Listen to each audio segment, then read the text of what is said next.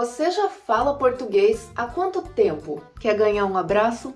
No vídeo de hoje eu quero provar que você está indo muito bem nos seus estudos de português. Eu falo isso porque muita gente que está aprendendo a falar português tem muita dificuldade com a pronúncia de algumas palavras, a conjugação de verbos, saber o que é feminino, o que é masculino. E eu quero dizer hoje que tá tudo bem. Eu sou a Thay, sejam bem-vindos a mais um vídeo aqui no canal e bora falar dessas dificuldades para você não se sentir mais sozinho ou atrasado nos seus estudos de português. A primeira grande dificuldade é a pronúncia de sons nasais. Uma palavra que faz muito brasileiro rir quando alguém de fora fala é pão, porque geralmente a gente escuta pau, que significa outra coisa que não é pão e não é nenhum tipo de comida, mas que a gente pode usar junto com o verbo comer com sentido sexual. Porque no Brasil, falar que vai comer alguém quer dizer que você quer ou vai ter relações mais íntimas com aquela pessoa, só que esse é um jeito vulgar de falar isso. Não é bonitinho e nem romântico. Então, se você quer dizer eu quero comer pão, mas você falar eu quero comer pau, pode saber que as pessoas vão rir de você. Não porque você não fala bem, mas porque essa frase em especial não é uma frase muito legal de se falar em público. Outra grande dificuldade de pronúncia é com palavras que tenham LH, NH ou CH. 3 exemplos são a palavra falha, que geralmente é pronunciada falha, dinheiro, que geralmente a gente escuta dinheiro, e chuva, que também a gente escuta suva. Então se liga nessas palavras com essas letras e essas pronúncias e trabalha essa língua. Falha, dinheiro, chuva. A concordância de gênero também pode ser muito difícil para quem está aprendendo português, mas isso a gente não pode e nem deve julgar, porque português tem inúmeras palavras que não fazem parte da regra geral dos gêneros. A regra geral é que palavras femininas terminam em A e palavras masculinas terminam em O. Mas a gente tem palavras como estação, que termina em O, mas é feminina, e palavras como problema, que termina em A, mas é masculina. Também tem palavras como nuvem, que termina com M, mas é feminina.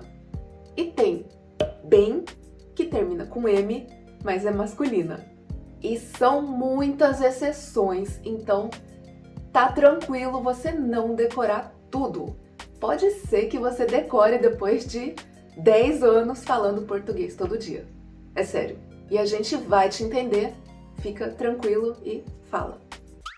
Diferenciar palavras parecidas também é uma dificuldade. Muitas palavras são parecidas na hora de escrever ou falar e a gente acaba errando a escrita ou a pronúncia de alguma delas. Um exemplo são as palavras paz e país. Reparou qual é a sílaba tônica de cada uma delas?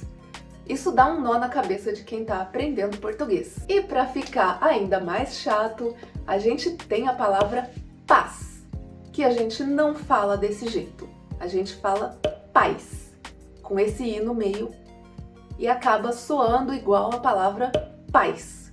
Então são 3 palavras bastante fáceis de confundir.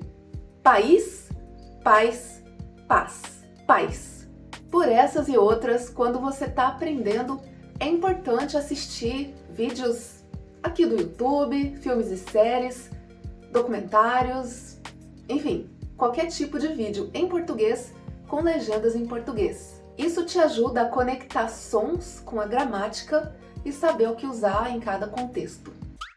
Uma coisa que muitos de vocês não fazem é a entonação na hora de fazer perguntas. No português é muito importante usar essa entonação para fazer uma pergunta.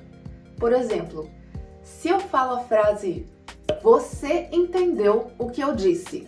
com essa entonação, eu quero dizer que eu sei que você entendeu o que eu disse. Mas se eu não sei que você entendeu e eu quero saber se você realmente entendeu, eu tenho que perguntar com a entonação. Você entendeu o que eu disse? Isso porque as duas frases são exatamente iguais. Então eu vou falar de novo para você escutar melhor essa entonação. Você entendeu o que eu disse? Você entendeu o que eu disse? E agora eu te pergunto, você entendeu o que eu disse? As formas irregulares dos verbos também não ajudam no aprendizado. Mas isso é outra coisa que a gente não pode e nem deve julgar, porque o português tem inúmeros tempos verbais. Até a gente erra a conjugação de verbos, tipo o tempo todo. Por exemplo, a frase eu vim ao supermercado. O verbo vir está conjugado no passado. E aqui acontece uma coisa bizarra o tempo todo. Se a pessoa já está no supermercado e vai voltar mais tarde, é muito comum ouvir eu vou vir ao supermercado mais tarde. E aí tá a mesma conjugação do verbo vir no passado, sendo que tinha que estar no infinitivo. Eu vou vir. É complicado, eu sei, mas acontece até entre nós. Então, se você usar o verbo certo na frase, você pode se perder na conjugação dele, que a gente vai te entender. Falando em verbo, tem também a diferença entre os verbos ser e estar. Esses dois verbos são apenas um em outra língua, que é o caso do verbo to be no inglês ou o verbo être no francês. Então, quem vai ter mais facilidade para entender esses dois verbos são os falantes de espanhol, por exemplo, porque o espanhol também tem esses dois verbos, inclusive com os mesmos nomes, ser e estar.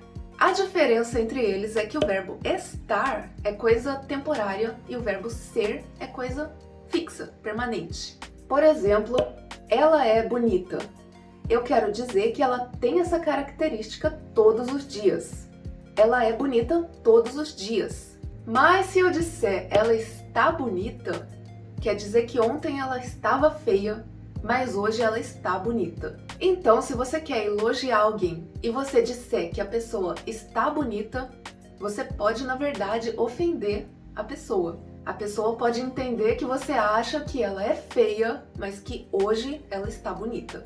Mas é claro que essa frase também funciona.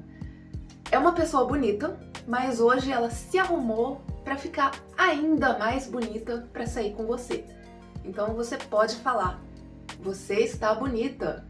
E tudo depende do maldito contexto.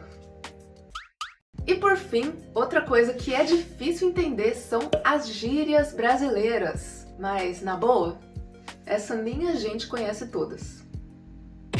As gírias são o que fazem os aprendizes de português pagarem mais mico. Mas dependendo da região brasileira, brasileiros do norte não entendem as gírias do sul e vice-versa. Então, tamo junto. E a dica de hoje é, sem falar, a gente não aprende a falar. Então, abre a boca e fala, mesmo com todas essas dificuldades e possivelmente outras também, porque sempre tem dificuldade no caminho.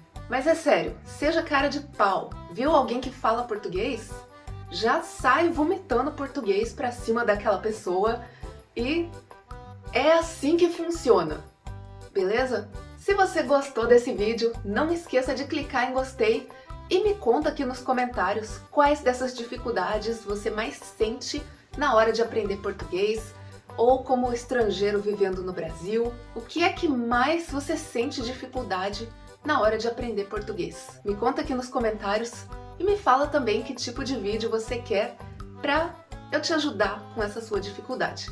Espero seus comentários e a gente se vê nos próximos vídeos. Fui!